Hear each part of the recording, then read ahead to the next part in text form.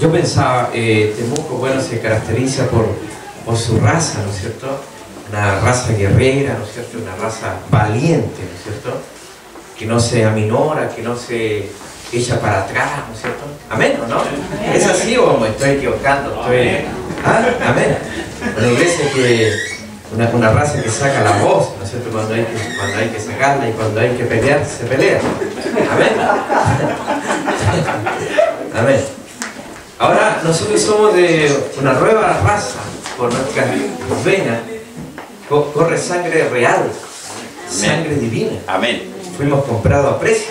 Bien. Y también somos, ¿no es cierto?, una raza agresiva. Amén. Bien. Que no nos echamos para atrás. Amén. Amén. ¿No es cierto? No somos, como dice la Escritura, no somos de los que retrocedemos, Así es. sino de los que avanzamos. Amén. Ese es el lema de la Legión Extranjera. Dice, si me caigo, levántame. Pero si quiero regresar atrás, mátame. Ese es el lema. Amén. Va a buscar en su Biblia en Marcos capítulo 4, verso 35. Póngase en pie y vamos a leer el pasaje que dice así en el nombre del Señor. Aquel día, cuando llegó la noche, les dijo, pasemos al otro lado.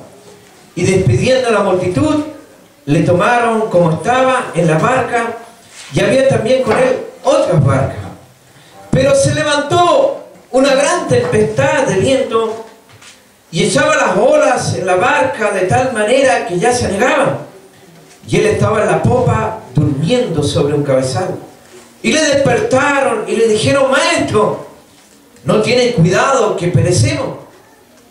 Y levantándose, reprendió el viento. Diga, reprendió el viento. Reprendió el viento. Y dijo al mar, dijo al mar. Y dijo al mar, ¡calla! calla. Más fuerte, diga, ¡calla! Calla. ¡Enmudece! Enmudece. Y cesó el viento y se hizo grande bonanza. Amén. Pero ¿qué tuvieron que decir?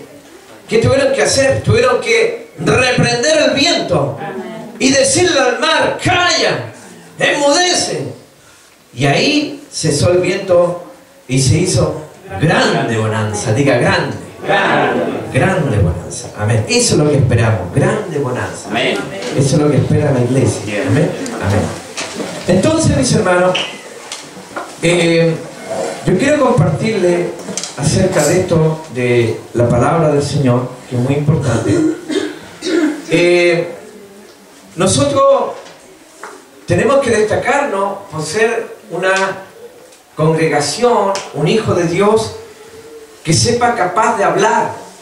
Eso demuestra madurez. Usted sabe que los niños cuando son bebés están puro abú nomás, unas cositas por ahí dicen, ¿no es cierto? No se le entiende mucho, no puede hablar con ellos.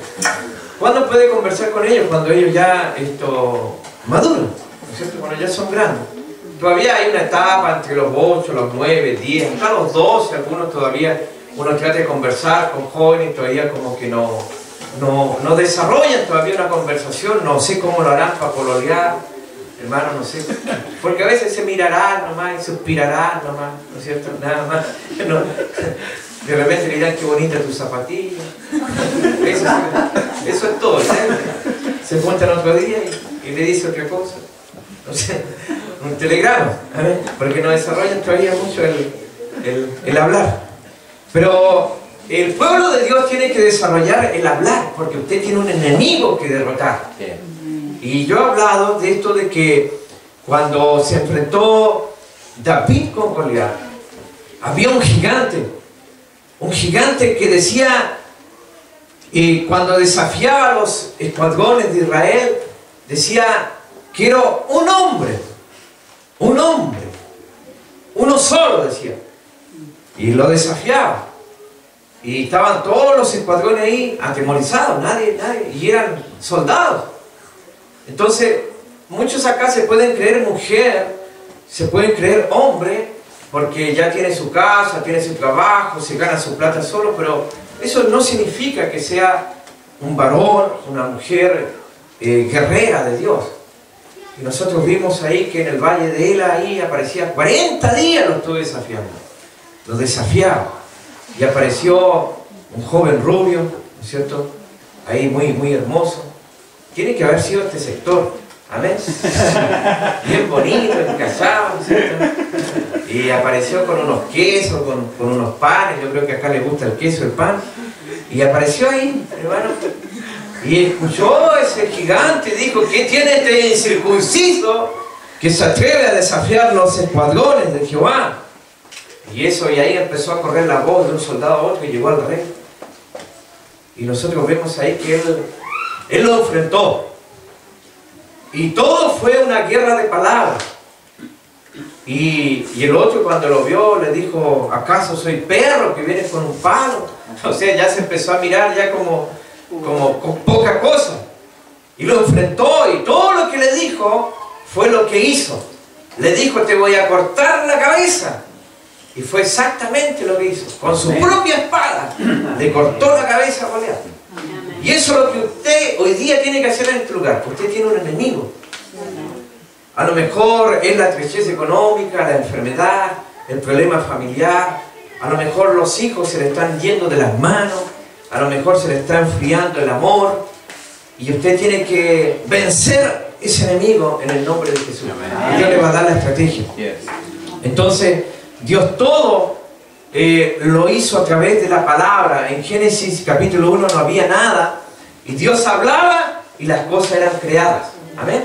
Pero Él hablaba, ¿no es cierto? Y cosas eran creadas.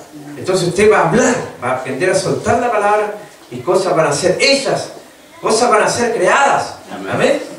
Entonces, cuando nosotros avanzamos aquí en la Biblia, en el capítulo 11 del mismo libro, en el capítulo 11, vemos ahí en el libro de Marcos, en el versículo 13, que dice que viendo de lejos una higuera representa a Israel, la higuera representa a la iglesia y la higuera representa al creyente. Amén. Y vio de lejos una higuera. Jesús no tenía problema con la visión, Él veía bien. Amén. Nosotros a veces vamos a la oración y decimos: Señor, mira cómo está tu pueblo, como si Él tuviera problemas para ver, como que si nosotros no le contamos, como que Él no se va a enterar.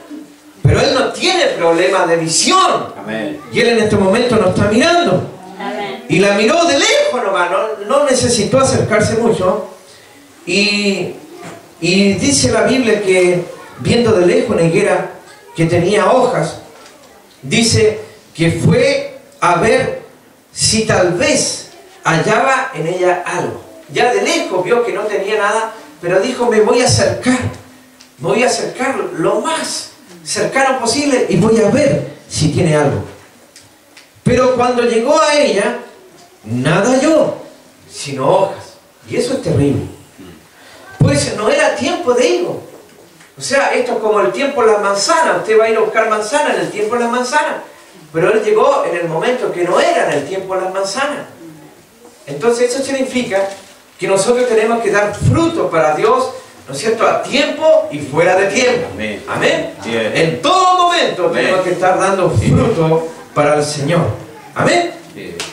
Entonces, cuando no halló fruto, cuando no halló higos, entonces Jesús dijo a la higuera, le habló a la higuera.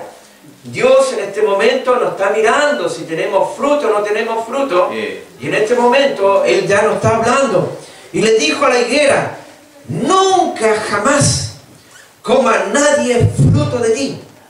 Y seguramente, como estaban sus discípulos cerca, lo dijo bien fuerte, lo dijo adrede, lo dijo al fin: nunca jamás coma nadie fruto de ti. Y lo oyeron sus discípulos, y ellos simplemente lo oyeron. Dirían: ¿qué le pasó al maestro? Se enojó el Señor. Y simplemente pasó eso.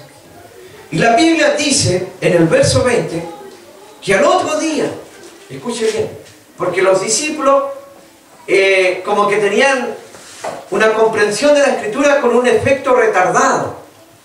Yo no sé cómo será usted para comprender la Escritura. A lo mejor cuando salga de acá y llega a su casa, ahora entiendo, va a decir, a lo mejor. Dice que pasando por la mañana vieron que la higuera se había secado desde las raíces. Oiga, que fue profundo. Yo no sé cómo usted ha tomado cuando Dios habla, hermano. Pero imagínense que la palabra llegó a afectar hasta las raíces de la planta. Hasta las raíces se había secado. Qué profundidad, hermano, cuando Dios habla.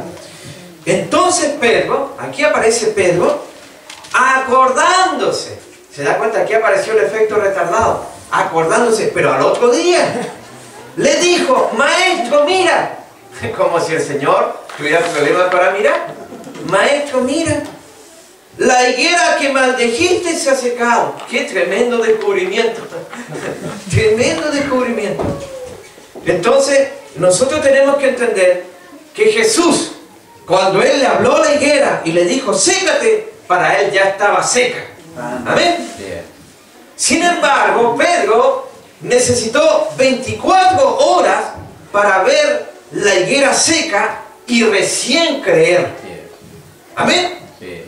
Por eso Pablo dice que el Evangelio se resume en esto: creí, por lo cual hablé. Amén. Entonces, cuando usted cree y recibe la palabra del Señor y recibe que es de Dios, Dios ya se lo dio. Ya, aunque pase un tiempo, usted tiene que seguir creyendo. Amén. Porque todo su mundo, todo lo que le rodea, finalmente se va a doblegar a esa palabra de fe que usted tomó, que usted abrazó, que usted apreció, que usted hizo suya. Y de esa manera va a venir, ¿no es cierto?, ese milagro, esa sanidad, esa respuesta a Dios. Así que anímese, porque en el mundo natural las cosas van muy lentas. Amén. Amén. Y un día Jesús le dijo a Pedro, le dijo: Satanás te ha pedido para zarandearte como a trigo, pero yo he rogado que tu fe no falte. Yo he rogado que tu fe no falle. Eso está en Lucas capítulo 22, verso 31. Entonces está ahí la palabra zarandear, que significa desafiarte. Es decir, Satanás te ha pedido para desafiarte. Eso significa en el original. Entonces, eso es lo que le estaba diciendo Jesús a Pedro: Satanás te ha pedido para desafiarte. Entonces, cuando usted determina creerle a Dios, yo no sé cuántos ya han determinado creerle a Dios. Puede levantar su mano y enseñar que usted le cree a Dios. Amén. Amén. Amén. Entonces, usted tiene que entender que cuando usted determina creerle a Dios, usted va a ser desafiado por todo el poder de las tinieblas. ¿Todavía quiere creer? O ya se desanimó, ya no quiere creer nada. Toda la crueldad de las tinieblas va a venir sobre su vida cuando usted determina creerle a Dios. ¿Cuánto le creen al Señor? Amén. Cuando usted determina creerle a Dios, usted se pone en la línea de batalla. Y Pedro, cuando escuchó esa palabra de Jesús, él tomó la palabra y Jesús le dijo: Pedro, Satanás te ha pedido para zarandearte, para desafiarte. O sea, que si usted se va a levantar frente al mundo para decirle que usted tiene un gran Dios todopoderoso, que lo que usted tiene es mejor que lo que está en el mundo, que lo que tiene la gente allí en la calle, que usted tiene un Dios maravilloso, si usted se levanta para decir que usted camina por una palabra rema, una palabra específica, revelada de Dios, que lo que Dios le dio a través de esa palabra es mejor que el mundo le puede ofrecer, usted va a ser desafiado, usted va a ser probado a causa de esa palabra. Por eso Jesús dijo: yo les di mi palabra y el mundo los aborreció. Entonces usted tiene que saber lo que significa confesar la palabra. La palabra confesión significa decir lo mismo que Dios dice frente a una determinada situación. Entonces tenemos que alinear nuestras palabras con las palabras de Dios, o alinear las palabras de Dios con nuestras palabras. ¿Cuántos están entendiendo? Entonces, cuando alguien se enferma, ¿qué es lo que hay que decir? Ahí hay que sacar la palabra. Ahí hay que decir: te declaro sano en el nombre de Jesús. Amén. Entonces, si tú de repente sales a la calle, vas donde un vecino y el vecino te dice: tengo problemas con los demonios, tú no le vas a decir: bueno, yo también, ya somos dos. No, tú tienes que decirle: no, hay poder en la palabra de Dios. Amén. Amén. Entonces, si alguien está enfermo, ¿usted qué tiene que hacer? Usted tiene que declarar la palabra de Dios, y decir que por sus llagas nosotros fuimos curados. Amén. O fuimos sanados. Amén. Entonces usted se levanta y declara la palabra de Dios y alinea su palabra con la palabra de Dios, o más bien, como le decía, la palabra de Dios con sus palabras. ¿Cuántos están ¿Entendiendo? Amén. Entonces confesión es decir lo mismo que Dios dice frente a algo determinado. Eso es en griego homologeo. Entonces, si usted está pasando por un momento difícil, no sé si habrá alguien aquí que está pasando por algún momento difícil, Dios tiene una palabra para eso. Entonces, cuando usted comience a alinear su hablar, usted tiene que alinear su hablar con la palabra de Dios y comience a hablar lo mismo que Dios habla referente a una circunstancia, y eso se llama fe. Diga fe. Dígalo más fuerte. Fe. Eso se llama fe, cuando alineamos nuestras palabras con la palabra de Dios. Entonces, la fe nunca va separada del hablar. Diga, mi fe nunca está separada de mi hablar. Entonces, una persona que contiene fe, una persona que, no sé, se le ha inseminado fe, es una persona que habla fe. ¿Cuántos tienen fe? Amén. Levanten su mano los que tienen fe. Una persona que tiene fe es una persona que habla fe. Tú no puedes decir que tienes fe y hablar incredulidad. Eso fue lo que le pasó al pastor Riquelme hace muchos años atrás. Lo conversaba anoche, que en un día en Puerto Montt, con un tremendo temporal, viento, lluvia, granizo, de todo, de la otra parte de la ciudad lo fue a buscar un hermano para que vaya a orar por su familia. Creo que la esposa estaba muy enferma y lo fue a buscar. El pastor le dijo, vamos. Iban caminando contra el viento, cruzando la ciudad, hermano, en medio de esa tormenta. Y el hermano le dice, pastor, ¿y si no resulta, qué hacemos? Entonces el pastor casi le da ganas de ungirlo ahí mismo. Con tremenda fe lo va a buscar, hermano, con tremendo temporal, y le dice, ¿y si no resulta, qué hacemos? ¿Me ayuda a llegar al hospital? Imagínense. Entonces, cada vez que los discípulos decían a Jesús, Señor, danos fe, aumentanos la fe, el Señor no le enseñó nada raro, nada místico, sino que simplemente le enseñó a hablar fe. Diga, hablar fe. La fe tiene que ver con lo que tú hablas. Por eso Jesús dijo, si tuvieres fe como un grano de mostaza, le diríais al monte.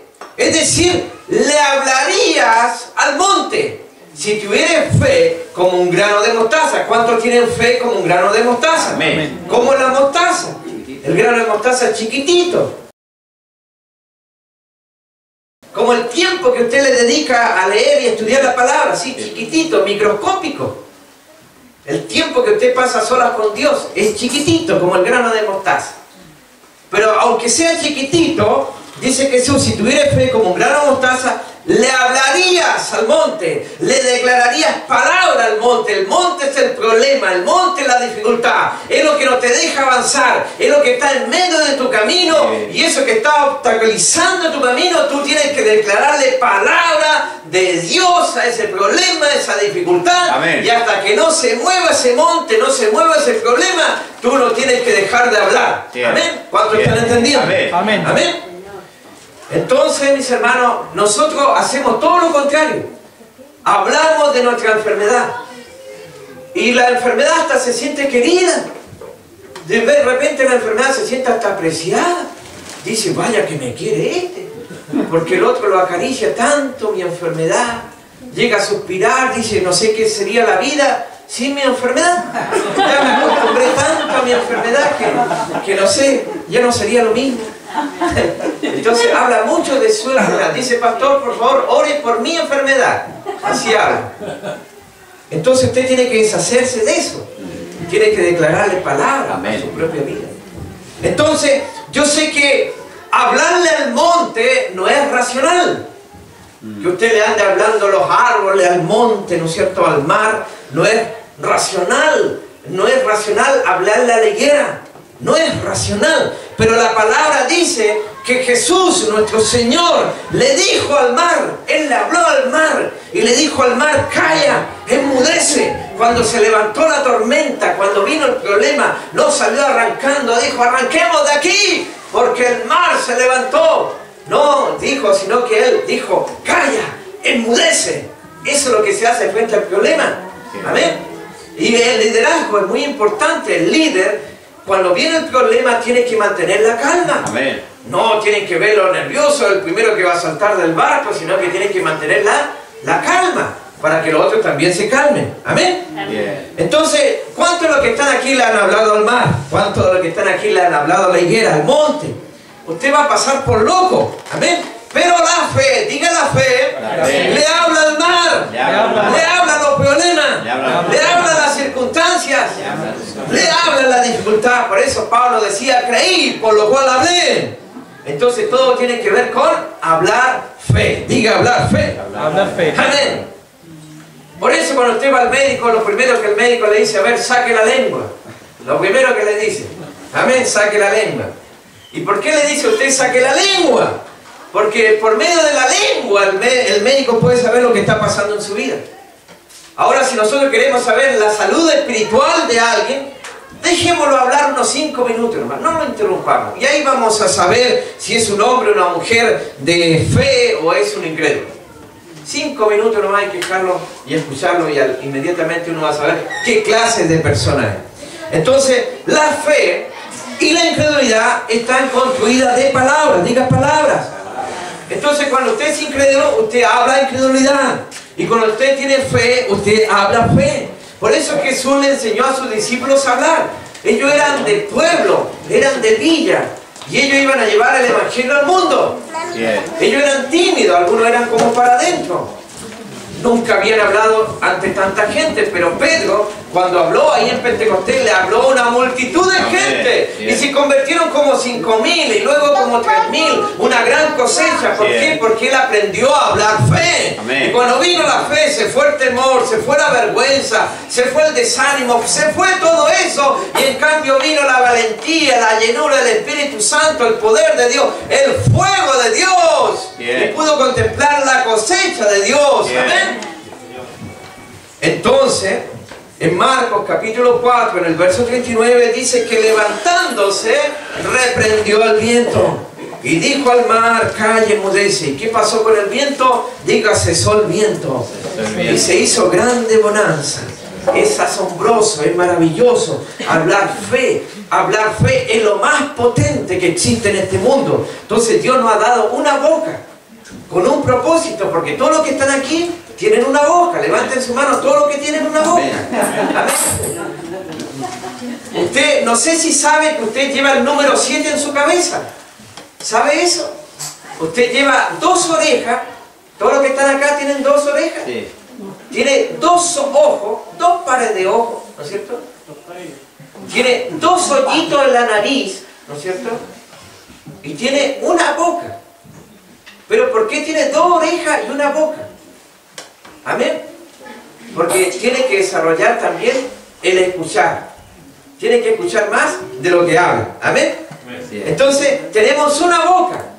¿Y con qué propósito Dios colocó la boca en nuestro cuerpo? Para que nuestro cuerpo dé, a través de nuestra boca, fruto de labios. Diga, fruto de labios. En Hebreos 13:15 dice la Escritura, así que ofrezcamos siempre a Dios. Diga, ofrezcamos. Todavía está acá, ¿no es cierto? Amén. Diga, ofrezcamos siempre a Dios, por medio de Él, ¿qué cosa? Sacrificio de alabanza. Es decir, fruto de labios. Diga, fruto de labios. Que confiesen su nombre. Amén. Fruto de labios. ¿Qué espera Dios de nosotros? Fruto de labios. Hermano, aquí los cultos van a hacer temblar el techo, hermano. Amén. Porque usted va a empezar a dar, ¿qué cosa? ¿Qué es lo que van a dar a este sector? ¿Los de acá? Fruto de labios. Ah, más por acá está más potente, ¿eh? Fruto de labios. Entonces, eso es lo que espera Dios de su iglesia. Amén. Fruto de labios. Amén. Entonces hay mucha gente enrollada con su problema. Todo el tiempo habla de lo mismo, parece disco rayado. Y eso hace que mantenga vivo el problema. Porque lo trae a su escenario, su vida. Se está tomando unos mates y se acordó del que lo dañó, del que le hizo mal, del que le habló algo, que le clavó la espada, ¿no es cierto?, por la espalda. Se acuerda de su papá, que nunca le dio un dulce, un regalo, ni un abrazo. Se empieza a acordar de la mamá. Trae a su escenario, su vida, esos recuerdos malos. Entonces cuando usted entra en esa actitud, el problema crece. Y se levanta como un gigante poderoso sobre su vida. Se levanta como un gigante armado y le quita a usted la creatividad, le quita a usted la capacidad de soñar, le quita a usted la capacidad resolutiva y usted se transforma en una víctima del problema. ¿Y por qué? Porque la incredulidad está hecha de palabra y la fe, diga la fe, está hecha de palabra. Está hecha de palabra. Y según Hebreo, nuestro fruto de labio es confesar. Y confesar, yo le decía que tiene un significado muy importante en la Biblia, porque la palabra confesar significa decir lo mismo que Dios dice frente a una situación determinada. Entonces hay que decir lo mismo que Dios dice. Tenemos que alinear nuestra boca, nuestros labios con la palabra de Dios y hacer coincidir nuestras palabras con la palabra de Dios, o más bien la palabra de Dios con nuestras palabras. Amén. Y si usted está en una aflicción económica, ¿no es cierto?, y no sabe cómo va a pagar sus deudas, cómo lo va a hacer para resolver ese problema, usted puede comenzar a hablar y puede decir que mal estoy, no sé cómo lo voy a hacer, estoy confundido, estoy desesperado. Pero también usted puede tomar otra actitud y comenzar a confesar la palabra de Dios y decir lo mismo que Dios dice frente a esa situación puntual, económica o de salud. Porque confesar significa, diga conmigo, decir lo mismo que Dios dice frente a una situación puntual. Entonces cuando usted está en un problema económico, Dios, ¿qué cosa espera de nosotros? Diga conmigo, fruto de labios. Fruto de labios. Por eso cuando usted lea el capítulo 4 de Filipenses, Pablo dice: en todo y por todo he sido enseñado, así para tener hambre como para estar saciado. Y he aprendido a contentarme. Amén. Porque esto es un proceso. Dios te va a probar con la pobreza y con la riqueza. La pobreza te puede hacer renegar de Dios y la riqueza hacerte olvidar de Dios. Amén. Pero tú tienes que ahí declarar palabra de Dios. Entonces cuando viene, ¿no es cierto?, un problema económico, Dios espera fruto de labios. Dios espera que usted diga: mi Dios suplirá todo lo que me falta conforme a las riquezas en Cristo Jesús. Amén. Entonces diga conmigo, levante su mano por favor, muévala un poquito, diga: se me tienen, diga, que convertir mis labios. Mi boca se tiene que convertir, diga. Amén. Porque nosotros no solamente alabamos a Dios en los cultos, sino que hay que alabarlo en cada situación, en cada momento. Si alguien tiene mucha fiebre en la noche, ¿no es cierto?, a eso de las 3 de la mañana, el doctor no está cerca, el pastor tampoco está cerca, los músicos que cantan las canciones que nos inspiran tampoco están. Entonces ese es el momento para confesar la palabra de Dios en medio de la adversidad, cuando se levanta la tormenta. Amén. Ese es el momento que usted tiene que decir: bueno, es verdad que mi familiar tiene mucha fiebre, que está muy enfermo, pero uno dice: pero tu palabra, Señor, tu palabra dice que tú, Jehová, eres mi sanador, y tu palabra dice que por tu llaga nosotros fuimos curados y fuimos sanados. Amén. Eso es lo que nosotros tenemos que decir. Eso es confesar. Eso es hacer coincidir la palabra de Dios con lo que nosotros hablamos. Eso es un sacrificio espiritual cuando todas las circunstancias están en nuestra contra. Amén. Entonces cuando la catástrofe parece más inminente en nuestra vida, tú te paras en el poder del Espíritu Santo. Cuando tú estás pensando tirar todo por la borda, cuando tú crees que ya no da más y no vas a poder avanzar, tú tienes que saber que todavía hay una palabra de Dios para tu vida. Amén. Y tú puedes decir: bueno, es verdad, porque parece que todo está en mi contra, es verdad, pero tu palabra dice, Señor, que aunque un ejército acampe contra mí, yo estaré confiado. Y uno comienza a soltar la palabra, y aunque uno vea que las olas rojen, y aunque se traspasen los montes, ¿no es cierto?, al mar, tu palabra dice que yo estaré confiado. Porque tú vas delante mío, Señor, como poderoso gigante, y aderezas o preparas una mesa delante de mí en presencia de mis angustiadores, en presencia de mis enemigos, y voy a comer de la mesa, de tu mesa, y voy a comer bendecido, me voy a regocijar en tu presencia. Eso comienza a ser cuando uno comienza a hablar fe, comienza a hablar de la solución, comienza a hablar de la victoria. Cada vez que se levanta un problema, una dificultad, usted comienza a sacar del escenario ese problema a través de la palabra y comienza a establecer la victoria. Por eso hablar nunca es un acto inocente. ¿Amén? ¿Cuántos están entendiendo? Amén, Señor. Entonces eso es lo que nosotros tenemos que hacer.